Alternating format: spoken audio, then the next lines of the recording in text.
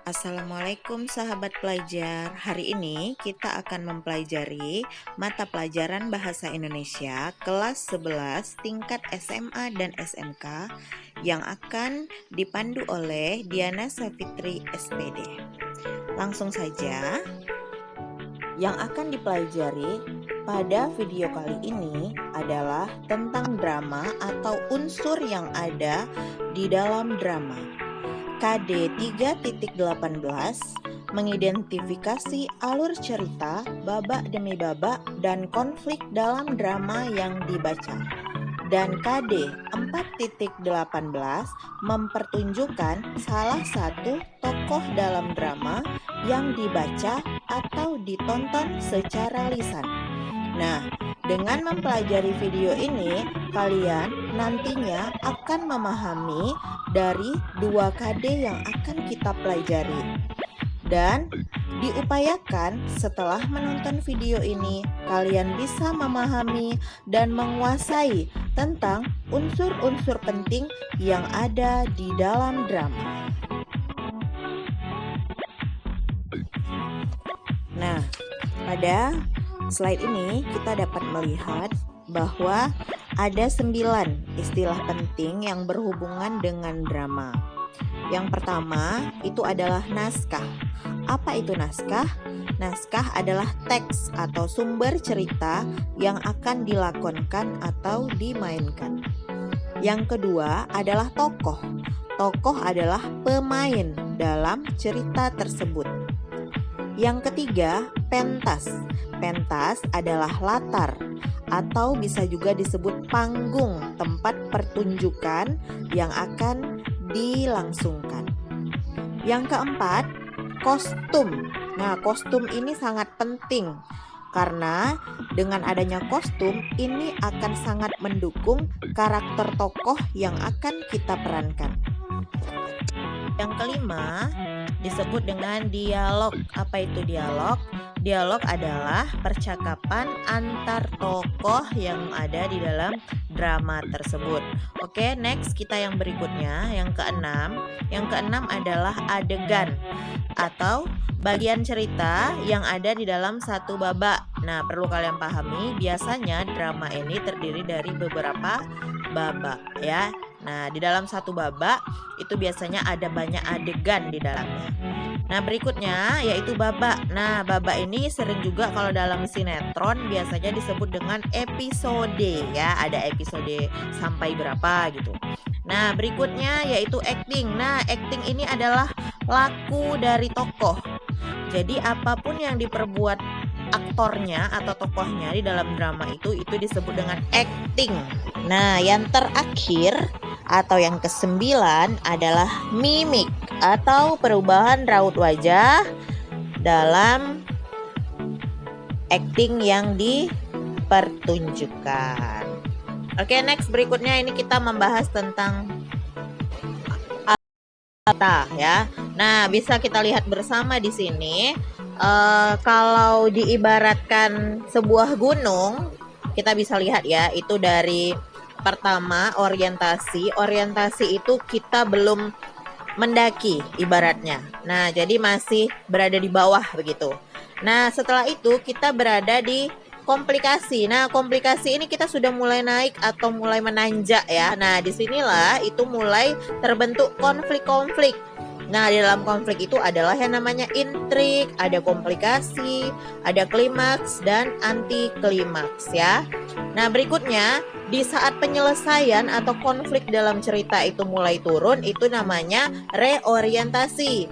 Dan dalam reorientasi ada namanya resolusi yang berupa penyelesaian dalam cerita tersebut. Setelah ini kita akan memahami tentang apa ciri-ciri pergantian babak dalam drama ya.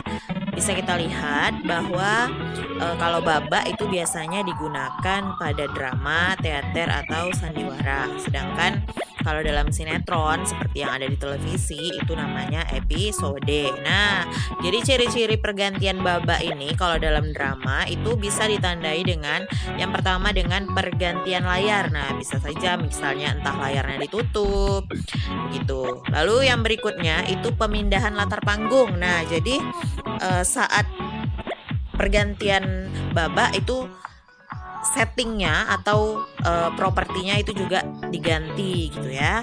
Nah, berikutnya itu ini paling sering ya. Nah, ini biasanya lampu yang dimatikan jadi gelap gitu kan, setelah hidup lagi sudah berganti suasana yang baru gitu.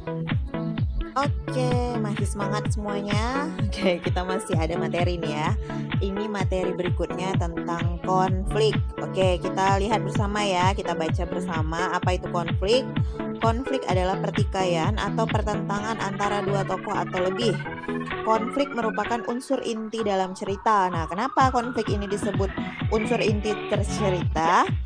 Karena kalau tidak ada konflik, maka akan terasa hambar gitu, sama seperti kehidupan kita ya. Pasti selalu ada konflik dalamnya. Nah, dengan adanya konflik inilah yang membuat kita dewasa begitu.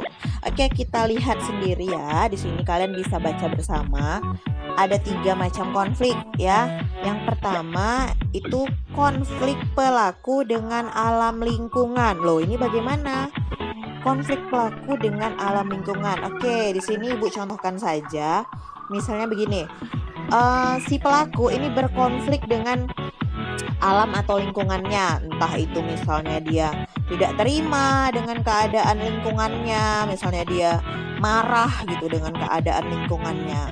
Nah, ini disebut dengan pelaku yang berkonflik dengan alam atau lingkungan. Yang kedua itu konflik pelaku dengan pelaku lain. Nah, ini biasa ya, sering Ibu contohkan. Misalnya si Budi berkelahi dengan temannya si Rangga gitu. Nah, jadi ini konflik pelaku dengan pelaku lain. Kita next yang ketiga itu pelaku yang berkonflik dengan dirinya sendiri. Nah, ini bagaimana? Ini maksudnya yaitu si tokoh ini konflik batin itu tidak keluar gitu. Jadi konfliknya itu ada di dalam diri dia sendiri ya. Misalnya ibunya nyuruh dia kuliah di Australia, tapi dia tidak mau kuliah di Australia karena dia mau kuliah di negerinya sendiri gitu. Apa yang terjadi? Yang terjadi adalah batin dia itu berontak gitu atau bingung. Dia memikirkan apa harus mengikuti keinginan ibunya atau keinginan diri dia sendiri. Nah, ini maksudnya yang disebut dengan konflik antara pelaku dengan dirinya sendiri. Di sini ada gambar ya, kita bisa lihat bersama. Coba kita lihat gambar di sebelah kiri kita. Nah, ini kita identifikasi bahwa yang di sebelah kiri kita ini kan ketawa bahagia gitu ya. Nah, kita identifikasi bahwa tokoh yang di sebelah kiri ini itu namanya protagonis atau memiliki karakter yang baik. Nah, di sebelah kanan kita ini tokoh yang memiliki karakter jahat atau disebut dengan antagonis. Nah, penengah dari tokoh yang mempunyai karakter baik dan karakter jahat ini atau penengahnya itu disebut dengan tritagonis. Nah, tokoh tritagonis ini adalah tokoh yang tidak memihak protagonis dan juga tidak memihak antagonis. Jadi dia ini penengah atau pelerai istilahnya. Baiklah, anak-anakku sekalian atau penonton yang sudah menonton video ini, terima kasih sudah sudi menonton video ini. Dan di sini untuk memahami lagi lebih lanjut atau untuk menguji sejauh mana pemahaman kalian, di sini ada 5 pertanyaan. Boleh kalian jawab di buku latihannya masing-masing atau di kolom komentar. Jangan lupa di-subscribe video ini. Semoga video ini bisa berguna untuk kalian semua. Sampai jumpa lagi di video pembelajaran selanjutnya. Assalamualaikum warahmatullahi wabarakatuh.